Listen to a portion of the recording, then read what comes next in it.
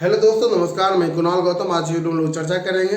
अगर आप भी अपने बैंकों में पैसा फिक्स डिपॉजिट करते हैं तो यह वीडियो सिर्फ और सिर्फ आपके लिए है, क्योंकि आज की वीडियो में हम लोग चर्चा करेंगे कितना पैसा आपको बैंक में फिक्स डिपॉजिट करना सुरक्षित रहेगा, कितने पैसे से आपका टैक्स लगता है, टीडीएस कितने रुपए से आपका लगेगा, साथ ही साथ टीडीएस जो हम लोग 15G 15H जो फॉर्म भरता है वो किस समय भरते हैं, और एफडी में इन्वेस्टमेंट हम लोग किस तरह से करें ताकि आपका टैक्स नहीं लगे।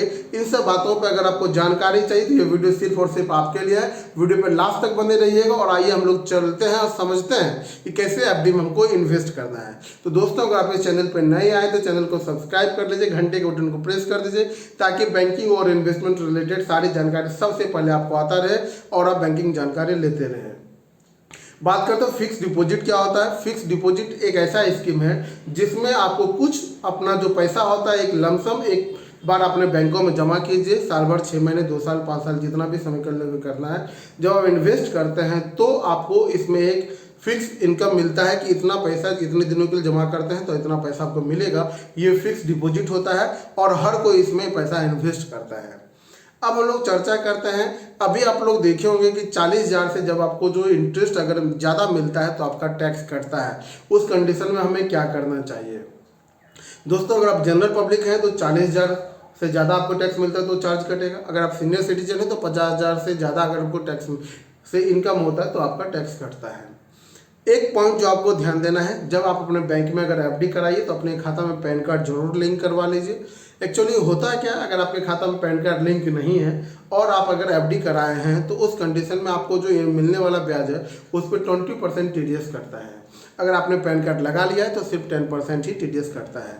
एग्जाम्पल में हम लोग समझते हैं, अगर आपको एफडी से मिलने वाला ब्याज अगर 42,000 रुपये बनता है तो सिर्फ 2,000 रुपये पे ही आपका टीडीएस 10% आपका लगेगा। तो ये चीज़ क्लियर हो गया। अब हम लोग एग्जाम्पल में समझते हैं, अभी जो वर्तमान में जो रेट ऑफ इंटरेस्ट जो बैंक में चल रहा है वो 6 से 7% आपको हर बैंक में आपको देखने को मिलता है।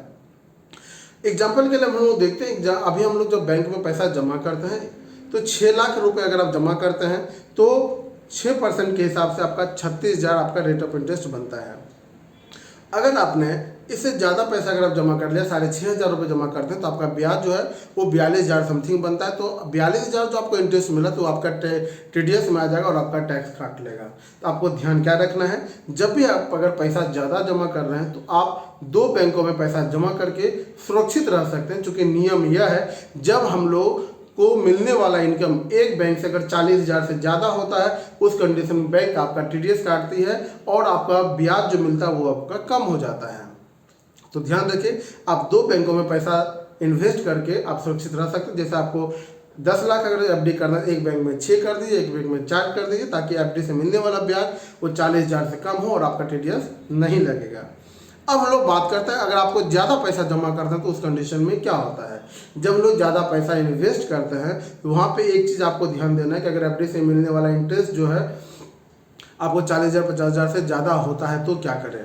तो ध्यान आपको यह रखना है कि अगर आपका 2.5 लाख वाले स्लैब में आते हैं तो उस कंडीशन में आपको 15G का फॉर्म भर सकते हैं। अगर आप 60 साल से छोटे हैं तो, अगर आप 60 साल से ज़्यादा है तो 15H का फॉर्म आप भर सकते हैं ताकि आपको जो मिलने वाला इनकम है वो आप 15H के फॉर्म में भर के आप डिक्लेयर कर सकते हैं। अब 15G 15H किनको भरना है वो चीज़ थोड़ा समझते हैं, वो बहुत डाउट होता है, क्लियर होता है। एक्चुअली हम 60 साल एक लेते हैं, 60 साल से जितने जूनियर हैं वो 15G भरेंगे, 60 साल से जितने हाइयर है 15H का फॉर्म भरेंगे। ये क्लियर हो गया। 15G 15H आपको किनको भरना है।